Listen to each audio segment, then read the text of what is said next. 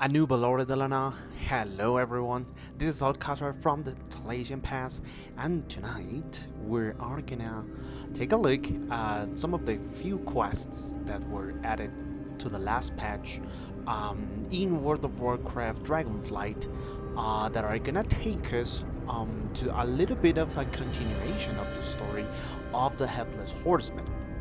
As you know, we are right now in the Hallow's End event. It's Halloween almost, and so today what we're gonna do is to go through a little bit of the game.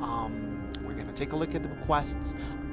There's some very cool stuff hidden in some of these quests that are absolutely spooky, and that will require you to travel back in past when you go to the ruins of Lordera.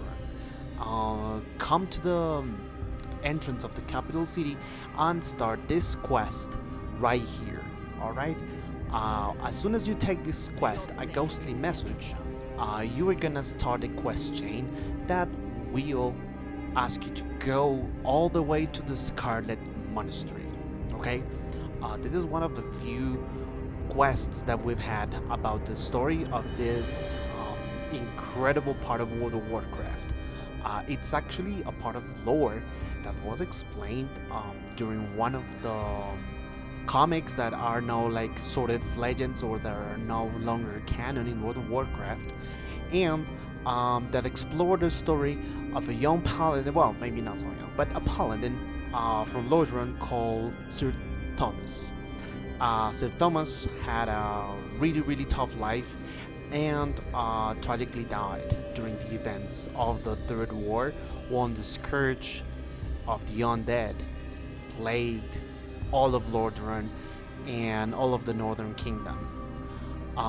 As soon as we start and as soon as we get to the area of the Scarlet Monastery, the ghost of Sir Thomas is going to greet us here with this incredible quest, and then you'll start to notice a few other details in this road, starting with the ghosts of Lordran citizens that were trying to seek refuge in the Scarlet Monastery. Obviously, all of them died. Even the Scarlet Crusaders back then, all of them were purged. All of them died, victims of the fanatism and the zealotry of the Scarlet Crusade back then. And these are their ghosts. So in this quest, we'll start to take a look at what happened to some of these spirits that in another incredible comic book that offers a lot of answers and a lot of backstory about the Scarlet Crusade, which is the Ashbringer comic. And I'm not gonna spoil that for you if you haven't read it. If you haven't, you should definitely do it. It explains a little bit of why some of the Scarlet Crusaders were so fanatical back then and why their cruelty was unprecedented. And some of these characters appear right here. And some of those characters, there's a specific one that it's a little bit of an Easter egg in a part of the video that I'm gonna show you in just a little while. Alright, for now the quest just requires you to walk Sir Thomas, the ghost of Sir Thomas, all the way up to the Scarlet Monastery because he is still looking for his wife. Alright, I've said that this is a continuation of the story of Sir Thomas because if you complete the original quests for Hallow's End, this is actually the second time that we see his ghost, right? This is something that happened before. Well, actually, it's something that happened after we defeated the Headless Horseman for the first time, which that's the way the Headless Horseman event used to work before this patch. It's really interesting that Blizzard started taking notice into some of these events that are incredibly outdated right now. So the next part of this quest chain it's quite interesting as it takes us still to the training grounds of the Scarlet Monastery. Probably one of the things that I probably do not like about this quest chain, and it's something that I've mentioned in a previous video. It's the incredibly outdated models. Well, maybe not model, but the structure of the Scarlet Monastery. Okay, this used to be one of the places that has been frozen in time, but that was incredibly important back in vanilla, right? I pretty much remember the first time I went into this dungeon, and I remember that there was a very long quest that would require you to go into the Scarlet Monastery, and you would get it like at level 20, but this dungeon was like level 30 and even higher, and it used to be quite important. And even when vanilla was okay with this kind of models, nowadays it's in dire need of an update. And there is something else about this part of the dungeons that I will mention a little bit later. For now, we are still trying to help now Sir Thomas's wife, Ghost, to free his spirit, because the Scarlet Crusade, of course, has not been idle in all of this time that we've been kind of away from everything that's been happening in Azeroth in the last expansions.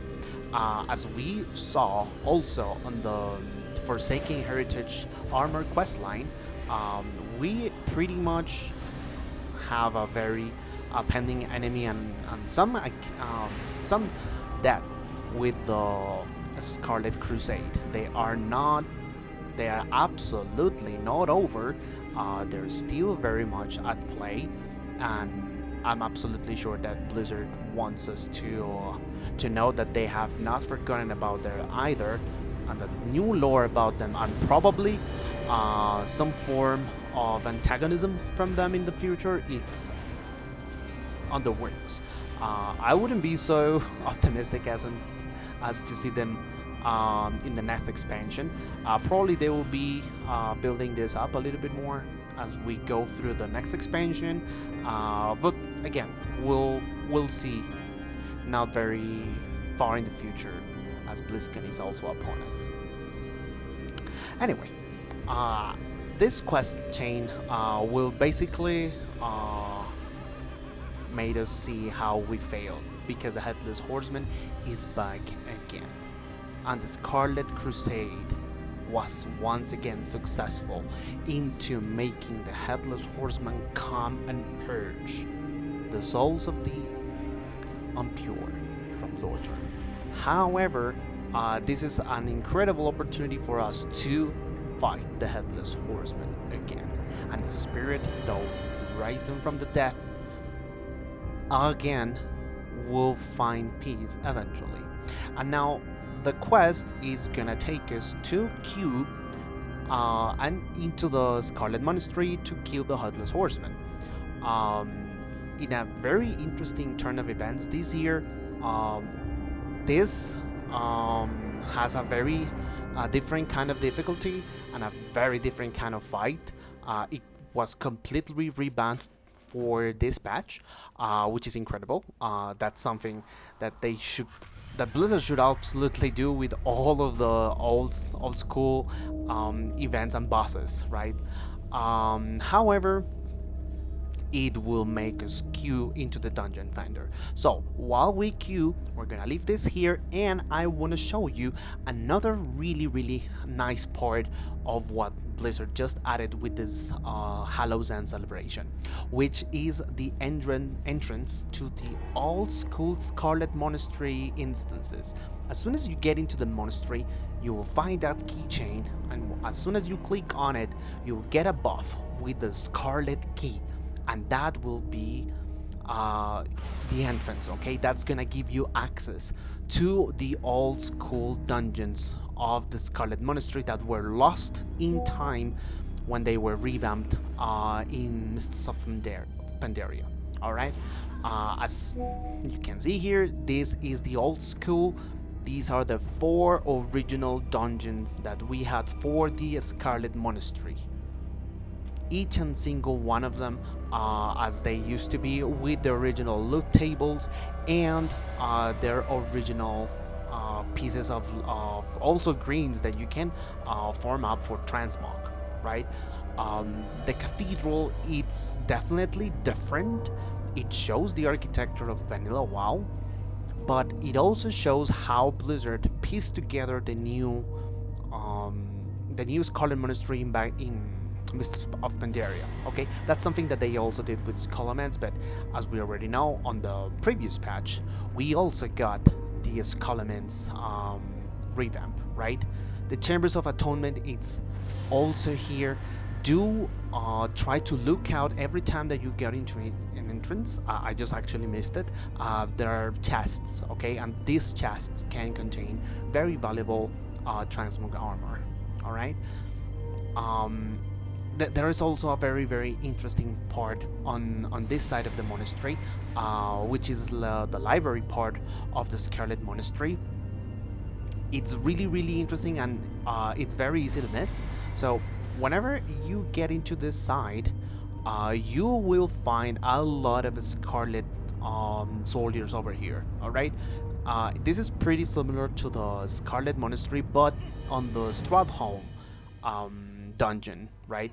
Which it's also quite important because the last boss, it's part of a very interesting story that also comes from the Ashbringer comic that you should definitely read.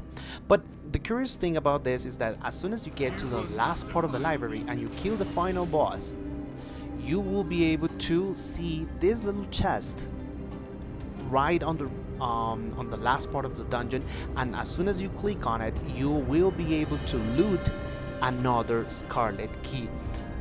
And it's important to mention that this Scarlet Key can be sold in the Action House, but not just that.